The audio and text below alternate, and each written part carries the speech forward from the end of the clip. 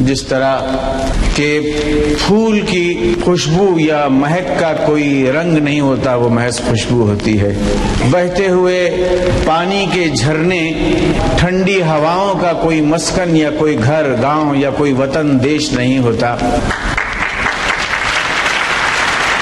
वैसे ही लता मंगेशकर की आवाज कुदरत की तख्लीक का एक करिश्मा है।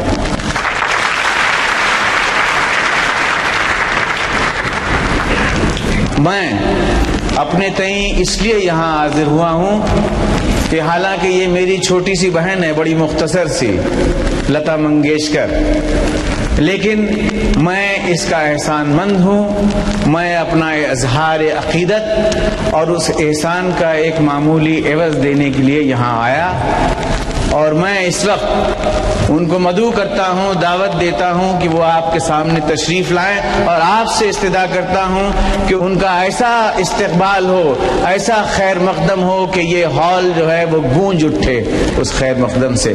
लता जी, आप तशरीफ लाइए।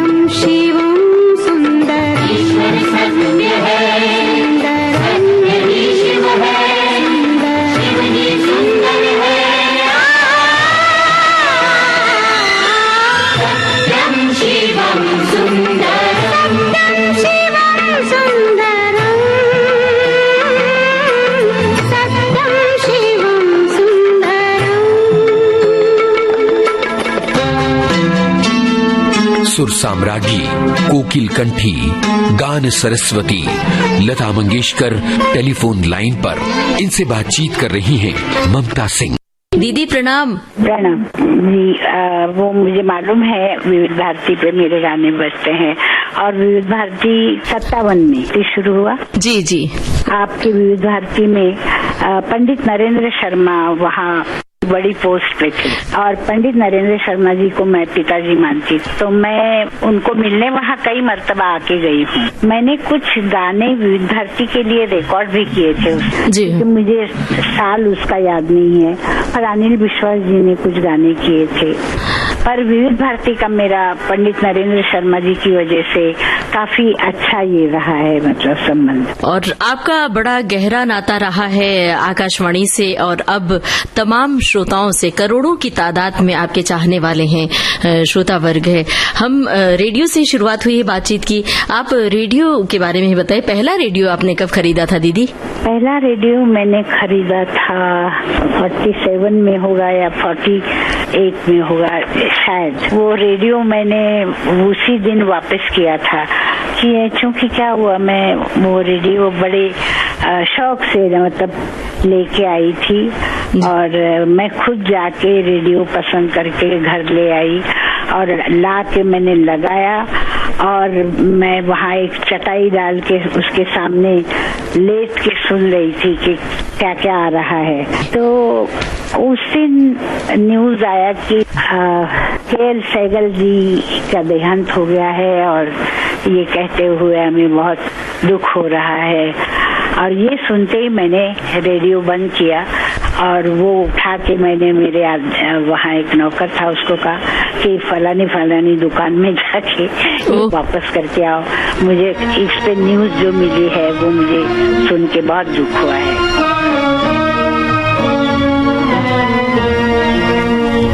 जब दिल ही टूट गया, जब दिल ही टूट गया, हम जी के क्या करेंगे, हम जी के क्या करेंगे।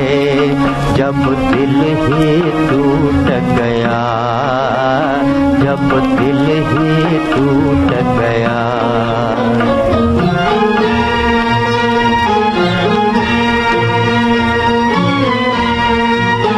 मैं सहगल साहब की मतलब बहुत बड़ी फैन, मैं 5-6 साल की थी तब से मैं उनको सुनती आई हूँ। मेरे गाने पे काफी उनका भी असर है, मेरे पिताजी का और उनका।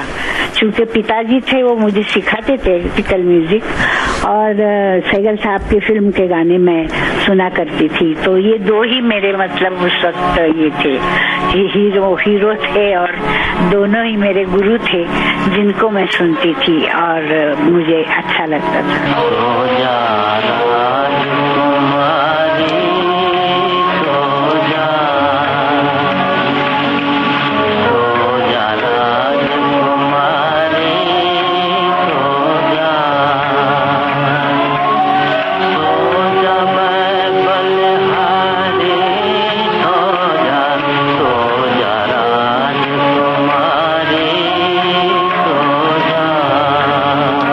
बॉम्बे में थी और थोड़ा सा फिल्म में मतलब मैं काम भी कर रही थी, और मुझे दुख इस बात का है कि मुझे लगता था मैं उनको किसी दिन मिलूंगी, पर मैं उनको मिल न सकी। तो ये बात सुन के मुझे उस दिन बहुत दुख हुआ। उसके बाद मैंने कई दिन तक रेडियो नहीं खरीदा। फिर मेरी माताजी ने मुझे कहा कि ऐसे रेडियो का थोड़ा ही दोष होता है, ये तो होना था, भगवान की यही मर्जी थी। तो खैर फिर हमने रेडियो खरीदा, और आपको ताज्जुब होगा सुन के कि उस वक्त रेडियो पे आपकी फरमाइश प्रोग्राम आता था, और मैं उसमें लेटर लिखती थी, और मैं लेटर लिख के बेगम अख्तर और सहगल साहब और मुझे जो जो अच्छे लगते थे उनके नाम लिख के भेजती थी कि उनका रिकॉर्ड बजाइए, इनका रिकॉर्ड बजाइए। और मैं फिर वो सुना करती थी बैठ के कि मेरा नाम कब आने वाला है, और मुझे बड़ा मतलब बहुत एक खुशी होती थी सुन के कि लता मंगेशकर ने फरमाइश की है इस गाने की, और वो मैं सुना करती थी। ऐसे मेरा रेडियो से मतलब काफी गहरा संबंध रहा है। मैं आपसे जानना चाह रही दीदी कि सहगल साहब का कौन सा गाना आपको इस वक्त याद आ रहा है जो सुना करती थी? उनके सभी गाने मुझे अच्छे लगते थे। सांगली में हम लोग रहते थे, तो वहाँ से मैंने उनको सुनना शुरू किया, और उनकी पिक्चरें चंडीदास वगैरह ये सब हम देखा करते थे। और उनका कौन सा गाना ऐसा नहीं था मतलब जो मुझे पसंद नहीं था। उनके गाने मैंने रिकॉर्ड भी किए हैं। श्रद्धांजलि मैंने एक रिकॉर्ड बनाई है, जिसमें सहगल साहब के रिकॉर्ड हैं और रफी साहब के हैं, तलत साहब, मतलब इन सब के मैंने गाने गाए हैं। सहगल साहब का एक गाना मुझे बहुत पसंद था, मैं क्या जानूं क्या जादू है। मैं क्या जानूं क्या जादू है, जादू है, जादू है। मैं क्या जानूं क्या जादू है। इन दो मत वाले नैनों में जादू है, जादू है, जादू है।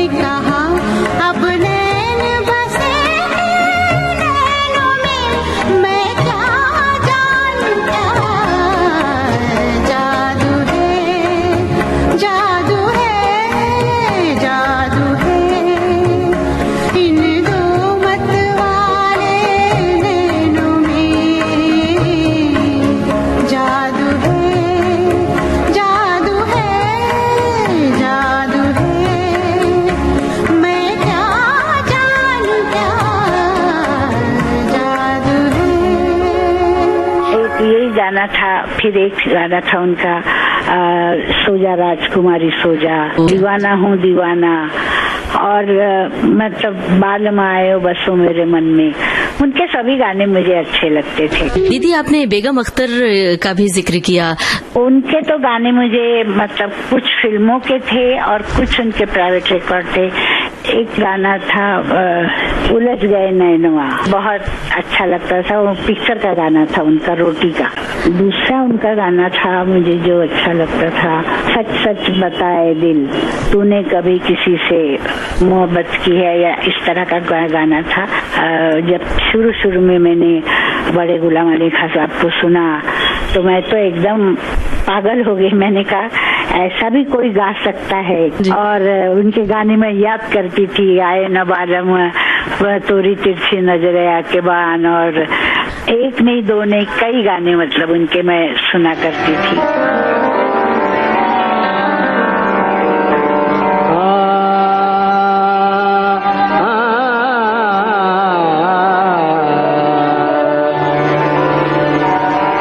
करू सजने यार न पालम, का करू सजने यार न पालम, जनपत बीत मोरे सुन बिन रतिया यार न पालम, का करू उस वक्त मैं गाना सीख भी रही थी। मेरे मतलब पिताजी की तो मृत्यु हो गई थी 1942 में, तो 42 में मैं 12-13 साल की थी, और पिताजी की डेथ के बाद मैंने नवयुग फिल्म्स में नौकरी की, और वहाँ मैं फिल्मों में काम करती थी एज अ चाइल्ड आर्टिस्ट। और मैंने मराठी फिल्मों में काफी उस वक्त काम किए हैं। हीरोइन की बहन, कभी हीरो की बहन, मतलब छोटे छोटे रोल होते थे, और उसमें सबसे ज्यादा बड़ी बात ये होती थी कि मुझे वो गवाते थे, गाना जरूर होता था मेरा। गाने के बगैर मैं नहीं, मुझे वो काम नहीं देते थे, क्योंकि वही मेरे पास एक हथियार था जो मैं चला सकती थी। और पिताजी ने तो क्लासिकल सिखाया था। फिर मैंने 1945 में अमान अली खां साहब भिंडी बाजार वाले, उनका गंडा बांधा था बॉम्बे में, और उसके बाद फिर मैंने, वो जब चले गए यहाँ से, तो फिर मैंने अमानत खां साहब, वो देवास के थे, उनसे सीखती रही गाना, और वो भी, उनकी भी डेथ हो गई। उसके बाद मैं फिल्मों में गाना शुरू किया हमने, और मैं बहुत बिजी हो गई, काफी मतलब फिल्मों में गाना वाना चलने लगा, और फिर मुझे वक्त नहीं मिलता था कि मैं और किसी से सीखूं या कुछ। फिर भी मैंने बहुत बाद में बड़े गुलाम अली खां साहब के शागिर्द थे तुलसीदास जी शर्मा, तो उनसे थोड़ा मैं सीखती रही, मैं और मेरी बहन। तो इस तरह मेरा गाने का सफर रहा। और हाँ, मैं आपको बताऊं कि मैंने रेडियो पे अनिल विश्वास जी के गाने किए थे, और वो लिखे थे पंडित नरेंद्र शर्मा जी ने। उसमें एक गाना था, रख दिया नभ शून्य में किसने तुम्हें मेरे हृदय, एक गाना था, बहुत सुंदर गाना। क्या बात है, बहुत सुंदर।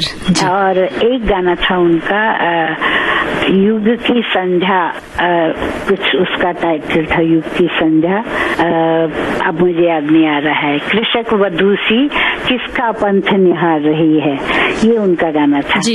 ये मैंने 2 गाने रिकॉर्ड किए थे। और फिर मैंने रेडियो पे एक मिस्टर मर्चेंट करके कोई थे, गुजराती थे, उनके 2 गाने गुजराती के रिकॉर्ड शायद किए थे। पर ये तो बहुत बाद की बात है, मैं आपको उससे पहले की बात बताती हूँ। और 1941-42 की बात, 41 की होगी, 41। यहाँ मुझे मेरे पिताजी लेके आए। मेरे पिताजी रेडियो पे हमेशा गाया करते थे, उनको बुलाते थे, और रेडियो पे उस वक्त म्यूजिक के संभालने वाले बुखारी साहब उन्होंने मुझे बुलाया और कहा, आजादी के पहले की बात है, और वो उन्होंने मुझे बिल्कुल हाँ बेटी आ जाओ, ये चलो इधर बैठो, ये आप गाना गाओ, ये वो मेरे पिताजी के दोस्त थे जी। फिर मैंने रेडियो पे 2 नाट्य संगीत गाया था, मराठी का था, पर वो उस वक्त लोगों ने बहुत पसंद किया था। याद है क्या दीदी, वो बोल याद है क्या? बोल मतलब एक शायद था राधा मधु मिलिंद जय जय जी। ये एक था, और एक था पावना वामना यामना जी। इस तरह 2 गाने गाए थे, और वो बहुत पसंद किए, और मतलब रेडियो से मुझे घर में लेटर वेटर भी लोगों ने लिखे थे। और फिर मेरे पिताजी की डेथ के बाद हम लोग फिर जब बॉम्बे आए तो एक पिक्चर मास्टर विनायक जो थे, जो प्रोड्यूसर थे हमारी कंपनी के, तो उन्होंने एक पिक्चर बनाई थी बड़ी माँ, जिसमें नूरजहां जी हीरोइन थी और सितारा देवी जी उसमें दूसरा रोल कर रही थी, और हम भी उसमें एक 2 जगह एक गाना मैंने गाया था, और ऐसा ही कुछ ये था। तो नूरजहां जी के गाने, मुझे नूरजहां जी का गाना पसंद था, बहुत पसंद था। तो नूरजहां जी के जो गाने थे उसमें वो बहुत मुझे अच्छे लगे थे। वो उसके म्यूजिक डायरेक्टर थे दत्ता कोरगांवकर जी जी। तो मैंने वो गाने याद किए थे। नूरजहां जी चली गई पाकिस्तान, और एक रेडियो का प्रोग्राम आया, और उस प्रोग्राम में पिक्चर क्या बनी है और वहाँ कौन कौन काम कर रहे हैं, ये सब मतलब मास्टर विनायक जी ने एक्सप्लेन किया, और फिर कहा कि हमारा म्यूजिक भी बहुत अच्छा है, तो आपको नूरजहां जी का गाना हमारे यहाँ जो एक आर्टिस्ट है वो आपको सुनाएगी। और उस वक्त मैंने नूरजहां जी के 2 गाने गाए, एक था दिया जलाकर आप बुझाया, और एक था आ इंतजार है तेरा। मेरे पास शायद अभी तक वो लेटर है, लोगों ने लिखा था कि ये जो लड़की जिसने नूरजहां जी का गाना गाया इसका नाम क्या है, और ये आगे जाके बहुत नाम करेगी, ऐसे लोगों ने अरे क्या बात है जी। तो ये एक बड़ा मतलब रेडियो का मुझे किस्सा याद है। तो दीदी मल्लिका तरन्नुम नूरजहां जब भारत आई थी तो आपसे मिलने भी आई थी, तो उनका कोई गीत अभी हम श्रोताओं को सुनवाए, कौन सा गीत आप कहेंगे? आवाज दे कहाँ है, या फिर और कोई गीत आपको याद आ रहा हो? आप वही सुनाइए, दिया जलाकर आप बुझाया। जी ठीक है, हम ये सुनवाते हैं। अच्छा है, वो बड़ी माँ का है। दिया जलाकर आप बुझाया, तेरे काम निराले निराले, दिल तोड़ के जाने वाले, दिल तोड़ के जाने वाले, दिया जलाकर आप बुझाया। दीदी आपके मनपसंद शास्त्रीय गायक कौन रहे हैं? एक तो बड़े गुलाम अली खान साहब, उसमें कोई शक नहीं जी। अपने यहाँ मतलब आमिर खान साहब, क्योंकि आमिर खान साहब का गंडा मेरे भाई ने बांधा था, मेरे भाई उसके उनके शिष्य हैं, और उनका भी मुझे गाना बहुत पसंद था। अपने पंडित जसराज जी, पंडित भीमसेन जोशी, मतलब मैं बहुत अलग अलग लोगों के नाम ले रही हूँ जी। मैं जिनका गाना बैठ के सुन सकती थी। पाकिस्तान से आए हुए नजाकत सलामत, ये इन सब गवैयों से मतलब मुझे एक तरह से ये था। और आपने शायद सुना हो रोशनारा बेगम थी जी जी। जो हमारे मिरज की थी, और मुझे उनका भी गाना अच्छा लगता था। औरतों में मुझे ये अच्छी लगती थी केसरबाई केरकर। दीदी पंडित भीमसेन जोशी के साथ भी एल्बम किया था ना आपने, वो याद है क्या? मैं उस वक्त बहुत डर गई थी, क्योंकि देखिए वो बहुत बड़े सिंगर थे और किसी भी वक्त कुछ भी गा सकते थे, पर उन्होंने ना मुझे समझ के कि भाई ये डर रही है, अच्छा तो उन्होंने बहुत संभल के मतलब मुझे संभाल लिया उस वक्त और गाया उन्होंने।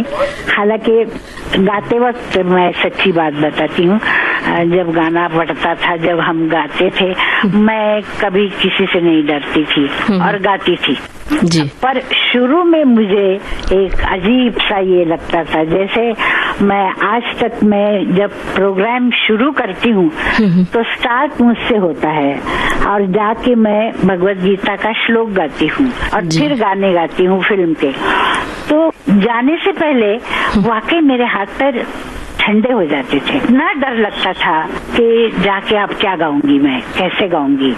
तो वो मुझे रिकॉर्डिंग से पहले पंडित जी के साथ होता था कि अब क्या होगा, अब क्या होगा। उनके और मेरे डुएट थे, उसमें सोलो जो थे वो तो हम लोग गा लेते थे, पर जब डुएट आता था तो वो कुछ भी गा सकते थे ना, बीच में मतलब उनका मन जहाँ किया बदल के कुछ भी गा गए, फिर उसी जगह आ गए। तो वैसा हम लोग कम करते हैं। विमुख शिखर से धारा धाये राधा हरि सम्मुख लाए बांसुरिया हरि सावरिया की राधा गोरी सुनवा रे बाजे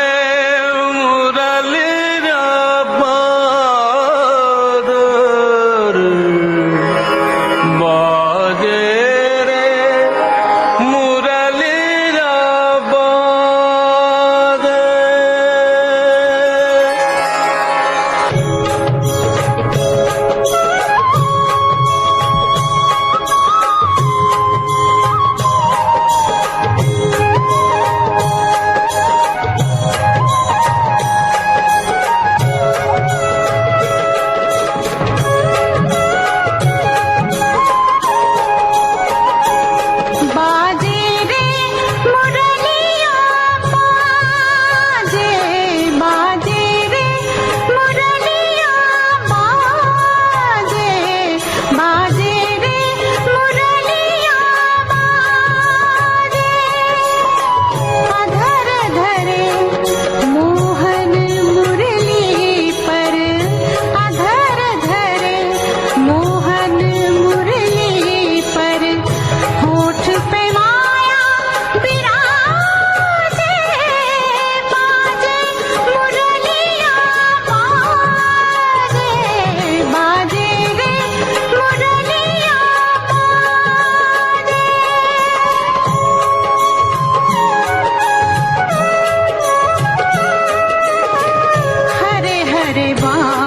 की बनी मुरलिया, हरे हरे बांस की बनी मुरलिया, मरम मरम को छुए अंगुरिया, मरम मरम को छुए अंगुरिया, चल चल चतुर अंगुरिया जिस पर चल चल चतुर अंगुरिया जिस पर कनक मुंदरिया साजे बाजे मुरलिया बाजे बाजे रे मुरलिया बाजे।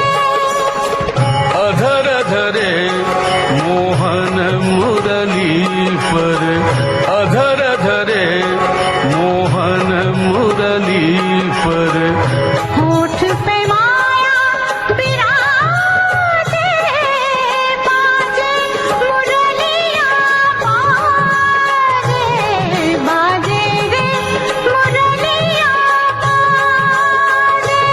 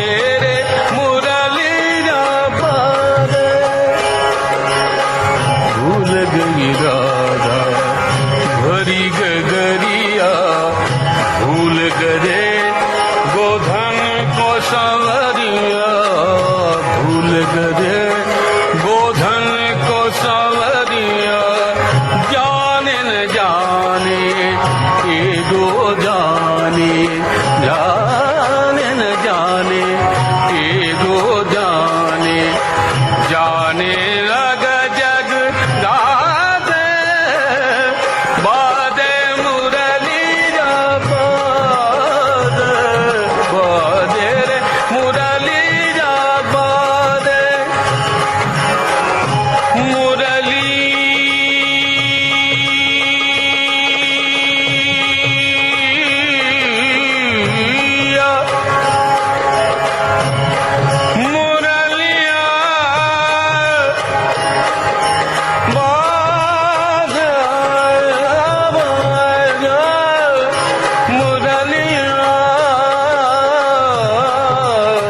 दीदी, इस समय तो मेरे हाथ पैर भी ठंडे हुए हैं। दीदी से बात हो रही है, घबराहट भी है, खुशी भी है। मदन मोहन साहब का जिक्र करेंगी, संगीतकार मदन मोहन। उनके बहुत सारे गाने हैं और उनका मेरा रिश्ता ही ऐसा था कि वो ही याद आ रहे हैं मुझे बहुत ज्यादा, क्योंकि मैं उनको राखी बांधती थी, वो मेरे भाई थे और मुझसे बहुत उनको प्यार था। मुझे कहते थे, अरे मैंने ये बनाया है, अब तू गा, तुझे जैसा अच्छा लगे तू समझ के गा। जब इतना विश्वास और प्यार था उनका, तो मुझे सबसे पहले गाना याद आ रहा है लग जा गले। ये मुझे बहुत पसंद है वो गाना। लग जा गले के फिर हंसी रात हो न हो,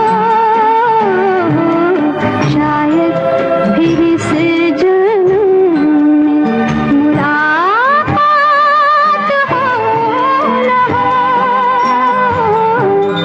लग जा गले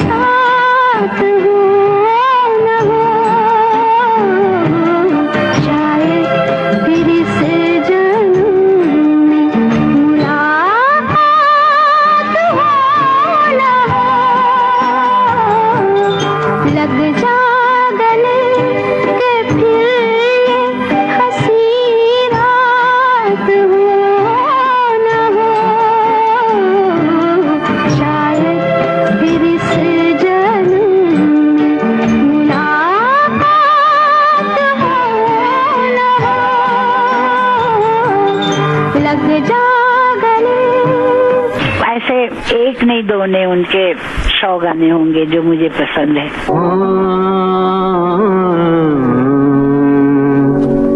मायरे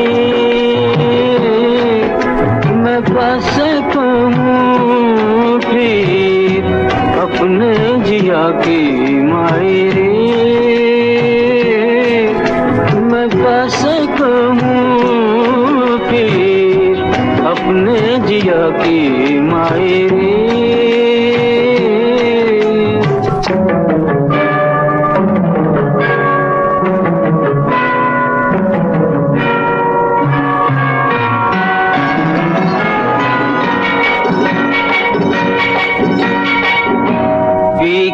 डगर में बैठे मैला हुआ री मेरा आँचरा मुखड़ा है फीका फीका नैनों में सोहे नहीं काजरा कोई जो देखे मैया प्रीत कबा से कहूँ माजरा डगर में बैठे मैला हुआ रे मेरा आँचरा लट में पड़ी कैसी बिरहा की माटी मायरे हाँ मायरे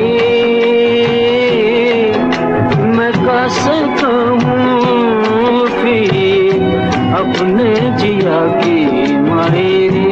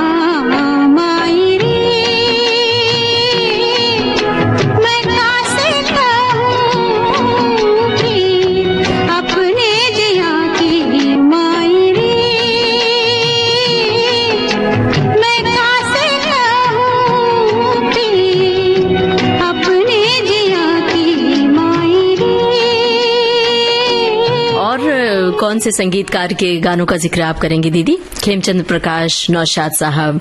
खेमचंद प्रकाश जी का नाम आएगा तो सबसे पहले आएगा, आने वाला ही आएगा।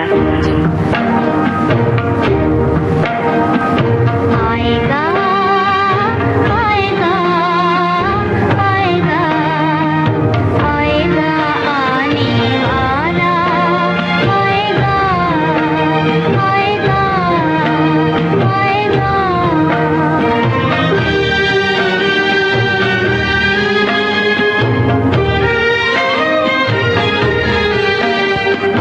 दीपक बगैर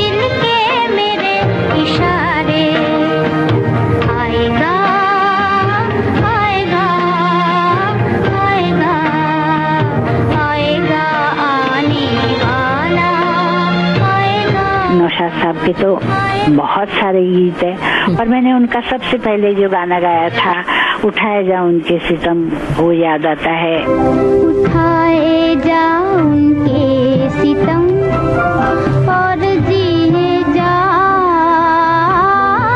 यूं ही मुस्कुराए जा,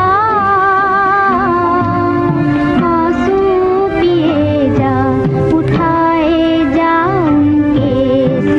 और उनके मुगल आजम का प्यार किया तो डरना क्या, जी। ऐसे बहुत से गाने हैं। और उनकी नात जो मैंने गाई थी, खुदा निगहबान हो तुम्हारा।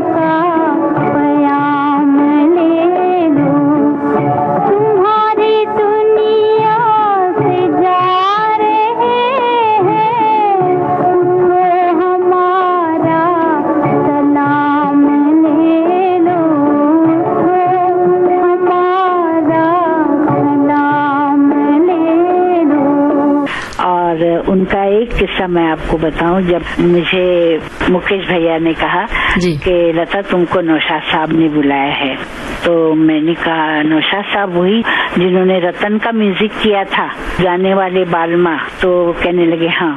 तो मैंने कहा अच्छा, तो मुझे क्या करना होगा। मैं उस वक्त मैंने प्लेबैक सिंगिंग शुरू किया था। कहने लगे तुम चलो तो सही। वो ले गए मुझे, मैं बैठी वहाँ पे और वो कहीं अंदर गए हुए थे। फिर वो वापस बाहर आए और आके कहा कि आदाब लता बाई जी। मैंने कहा आदाब, बैठिए बैठिए, कैसी हैं आप। मैंने कहा ठीक हूँ। तो हम कुछ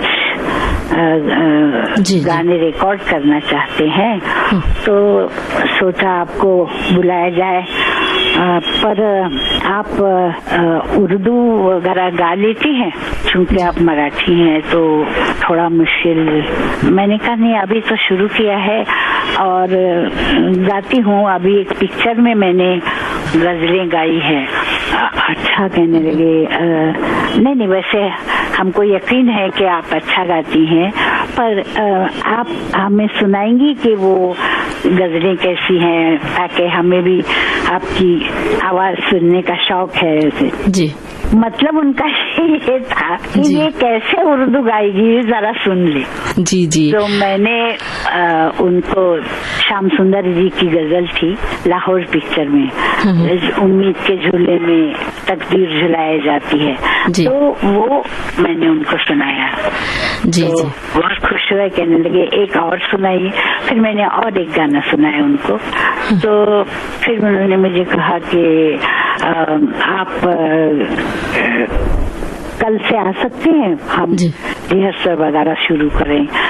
तो फिर मैं दूसरे दिन गई और फिर हमने गाने रिहर्स करना शुरू किया। तो उनको ना ये शक था कि मैं उर्दू गा सकती हूँ या नहीं, और वो उन्होंने पहले दिन मुझे गाना लिखवाया और कहा कि अच्छा अब ये पढ़ के सुनाइए मुझे। मैंने कहा पढ़ के क्यों सुनाऊं। कहने लगे नहीं, क्या है आप मराठी है तो एक मर्तबा उर्दू पढ़ेंगी तो मुझे समझ में आ जाएगा कि आप बराबर पढ़ रही है। और ये तो मैंने पढ़ के सुनाया उनको नेचुरली, तो फिर बहुत खुश हुए और इस तरह हमारा काम शुरू हुआ था। जी।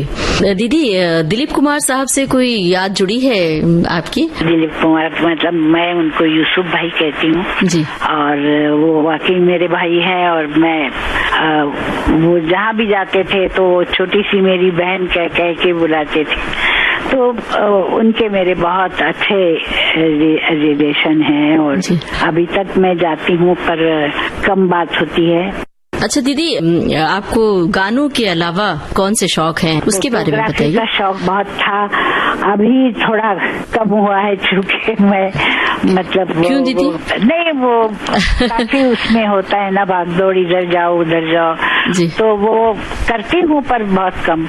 अब मैंने मेरे सब कैमरे मेरे बेच डाले अभी तो। हम जानना चाहते हैं पहला कैमरा जो खरीदा था उससे जुड़ी हुई कोई याद है, बताइए। हम लोग साथ रहते थे, विनायक राव की कंपनी के जो लोग थे, तो हम लोग पड़ोसी थे और उसमें एक माधवराव शिंदे करके थे, एडिटर थे, पर उनको फोटोग्राफी का बहुत शौक था जी। और उन्होंने मुझे उनके पास जो कैमरा था उसके ऊपर फोटो लेने के लिए कहा जी। और फिर एक दिन उन्होंने मुझे कहा कि तुम एक कैमरा खरीद लो। तो मैंने कहा खरीदने के लिए पैसे कितने लगेंगे? उसने कहा कि 1200 रुपए में आ जाएगा। तो मैंने कहा ठीक है, मैं 1200 रुपए तो दे सकती हूँ। जी। तो मैंने 1200 रुपए दिए और उन्होंने मुझे पहला जो कैमरा दिया था लाके वो था रोली फ्लैक्स, जी, और जी। बहुत अच्छा कैमरा था। और रोली फ्लैक्स लेके हमारे कंपनी का आउटडोर था, तो बम्बई के पास ही था मतलब, तो हम लोग सब ऐसे देखने गए। तो मैंने माधवराव शिंदे को कहा कि मैं आऊंगी वहाँ पे और मैं मेरे नए कैमरे से फोटोग्राफी करूंगी। जी। तो कहने लगे अच्छी बात है, तुम देखो कैसे आता है। तो मैं गई और एक हमारे शांताराम जी की कंपनी में एक आदमी था, वो बैठा हुआ था, वहाँ नदी थी छोटी सी, वो मतलब बह रही थी। जी, जी। तो उसके किनारे वो बैठा था। हाँ। तो उसका फोटो मैंने पहले लिया, हाँ, हाँ। उसको बताया नहीं और फोटो लिया। अच्छा। तो वो फोटो लेके मैंने कहा अभी ये पहला देखूंगी और फिर मैं बाद में सोचूंगी कि क्या करना है। और जी। फिर बाद में उनको मैंने कहा कि अभी आप ही फोटो लीजिए और मुझे बताइए कि क्या ये रखना है, टाइमिंग कैसे, ये सब बताइए। वो उन्होंने मुझे बताया और फिर मैं फोटोग्राफी करने लगी। और फिर वो जो किले से गिर गया था एक कैमरा, वो क्या था दीदी? वही था वो मेरा कैमरा। अच्छा। जी हाँ, मैं गई थी रायगढ़ और रायगढ़ पे हम लोग सब गए थे। हाँ। मुझे मालूम नहीं, वहाँ एक टकमक तोप है, हाँ। मतलब वो सबसे ऊंचा है जी। हिस्ट्री में ऐसा है कि वहाँ से कड़े लोट करते हैं ना, मतलब जी, जी। ऊपर से फेंकते हैं, हाँ, हाँ। सजा होती है। जी। तो वो जगह थी, तो मैं वहाँ गई और जी। बिल्कुल उसके किनारे पे खड़ी थी मैं। जी, जी। और फिर मैंने कहा कि अभी बहुत हो गए फोटो, मैंने काफी फोटो लिए जी। और फिर मैं ऊपर आ गई थी। तो वो मेरे गले में उसका कैमरा का ये था, वो जहाँ कैमरा रखा जाता है वो था। वो मैंने कैमरा अंदर रखा पर उसके साइड के बटन लगाने में भूल गई। तो जैसा मेरा धक्का लगा वो उसका कड़े लोट हो गया और वो गिरा। वो गिरने के बाद हमने जी। बहुत लोग भेजे वगैरह, कभी मिला ही नहीं। मतलब 3-3.5 महीने के बाद एक आदमी आया मेरे पास और उसने कहा कि हमारे पुलिस स्टेशन पे आपका कैमरा आया है। अरे मैंने कहा वो क्या बचा होगा उसमें तो कुछ। मैंने कहा मिला किसको? कहने लगे कोई ये था किसान और वो वहाँ से जा रहा था तो उसने देखा तो उसने हमको लाके दिया। फिर मैं वो लेके आई पर वो उसमें कुछ नहीं था, मतलब सब खत्म हो गया था। तो दीदी मैनुअल कैमरे की बजाय अब तो डिजिटल का जमाना है, तो क्या आप डिजिटल कैमरे से फोटो लेती हैं? मोबाइल का जमाना जैसे ले सकती हूँ पर आई डोंट लाइक इट, मुझे पसंद नहीं है। जी। अच्छा दीदी, आपको बड़ा शौक है परफ्यूम का, हमने सुना है, तो अभी परफ्यूम लगाती हैं? कौन कौन? मैं लगाती हूँ और मुझे बहुत पसंद है। मेरी पसंद का बहुत ही ज्यादा एक परफ्यूम था, अभी वो आता है पर उसकी खुशबू उन लोगों ने कुछ गायब कर दी है। अच्छा। बहुत अच्छा था पर अभी उसकी खुशबू ही नहीं आती है रोज। दीदी, क्रिकेट का बहुत शौक है आपको, पुराने जमाने के प्रिय क्रिकेटर्स कौन कौन से हैं, बताइए ना हमें। क्रिकेटर तो बहुत सारे हैं पुराने जमाने के, या इंडियन भी हैं, ऑस्ट्रेलियन भी हैं और इंग्लैंड के भी हैं, मतलब वेस्ट इंडीज के हैं। वो बहुत सारे हैं, पर शौक तो ऐसे हुआ है कि हमारी कंपनी थी ड्रामा कंपनी जी। और हमारी एक टीम थी कंपनी की जिसमें मेरे पिताजी भी खेलते थे जी। और बाकी जो काम करने वाले लोग थे वो भी खेला करते थे जी। तो हमारी कंपनी के साथ मतलब जब बाहर गांव जाते थे जी। तो उन हमारे साथ 2 बड़े बॉक्स भरे हुए होते थे जिसमें मतलब बल्ले होते थे और स्टैम्प्स होते थे, मतलब हर चीज उसमें डाल के जी। और ले जाते थे और वहाँ जाके खेलते थे। और वहाँ अगर कोई बड़ा क्रिकेटर हो उसको मिलते थे, तो काफी लोगों से मतलब उनकी पहचान थी। थोड़ा सा आपके गानों की बात करें क्या? आपके प्रिय गाने कौन से हैं? लता दीदी के गाए हुए प्रिय गाने कौन से हैं? खासतौर से हमें सलील चौधरी साहब के गाने याद आ रहे हैं। जी, सलील चौधरी के गाने मुझे सबसे अच्छा लगता है, वो सजना बरखा बहार आई। ओ सजना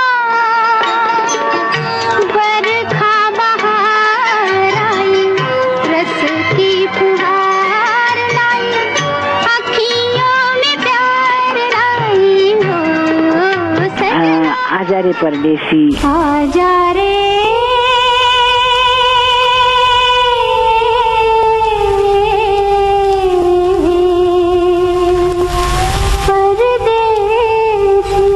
क्या हुआ, मेरी सलीला जब यहाँ आए तो मेरी पहचान हुई वहाँ बिमल दा के स्टूडियो में। जी।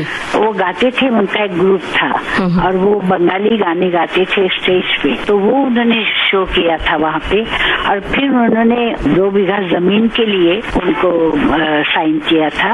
2 बीघा जमीन के बाद उन्होंने ये पिक्चर बनाई थी मधुमती। तो मैं सलीला को मिलने गई घर उनके। उन्होंने कहा तुम मेरे घर चलो लता। तो उनकी वाइफ थी और एक बच्ची थी शायद मेरे ख्याल से जी। और एक छोटे से घर में वो थे अंधेरी में। तो मैं जाके बैठी, उन्होंने कहा खाना खा के जाओ। मैंने कहा नहीं, मैं अब जाऊंगी। तो फिर मुझे उन्होंने कहा लता अभी दुर्गा पूजा आ रही है जी। और बंगाल में हमारे, तुमको मालूम है, बंगला गाने बहुत सुनते हैं लोग। जी जी। तो मैंने कहा जी हाँ, वो भी मुझे मालूम है। तो कहने तुम मेरे 2 गाने गाओगी? तो मैंने कहा जरूर गाऊंगी, पर आप मुझे बताइए कैसे बोल वगैरह कैसे ये करने हैं। तो उन्होंने मुझे वो गाना सुनाया, ना जेऊना ओ सजना जी। ओ सजना। उसका हिंदी वर्जन बहुत बाद में बना है जी। पहले ये गाना बना था ना जेऊना रजनी एखोन बाकी, ऐसा उसके बोल। जी जी, क्या बात और है। दूसरा गाना था सात भाई चंपा जागो रे जागो रे जी। तो ये 2 गाने हमने रिकॉर्ड किए और कलकत्ता में तो धूम मच गई। मतलब इतने चले कि बाद में हर साल मुझे सलीला के 2 गाने करने पड़ते थे जी। और बहुत सारे लोग, मुझे बताया गया, HMV ने बताया कि बहुत सारे वहाँ के गाने वाले लोग पहले आके पूछते थे कि इस साल लता के गाने जी, कैसे जी। आए हैं, हमको सुनाइए। जी। तब हम लोग रिकॉर्ड करेंगे हमारे। तो उनको डर लगता था कि जाने हमारे चलेंगे या नहीं। तो हर साल मैं रिकॉर्ड करती थी और हर साल वो ना मोनो लागे ना, वो भी बंगला था, ना जिया लगे ना। जिया लागे ना तेरे बिना मेरा कहीं जिया लागे ना, ना जिया लागे ना तेरे बिना मेरा कहीं जिया लागे ना, ना जिया लागे ना। बड़ी ही दिलचस्प बातें हो रही हैं दीदी। खयाम साहब का भी हम चाहते हैं आप जिक्र करें दीदी। मुझे खयाम साहब के गाने अच्छे लगते हैं, हमेशा अच्छे लगते हैं जी।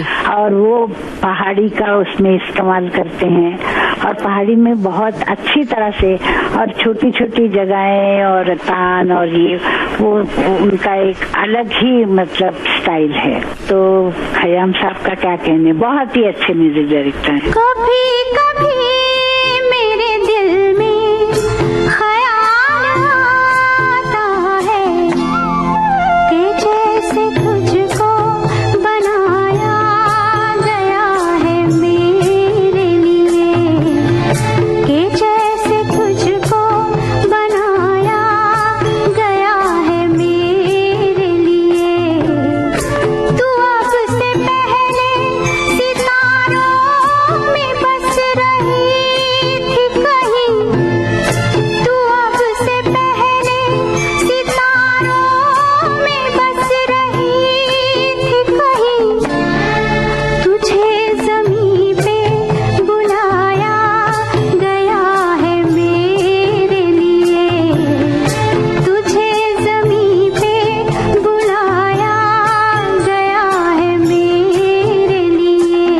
साहब का भी जिक्र हम चाहेंगे आप करें दीदी। मजरू साहब हमारे फैमिली मेंबर जैसे, उनके सबके साथ मतलब दोस्ती थी।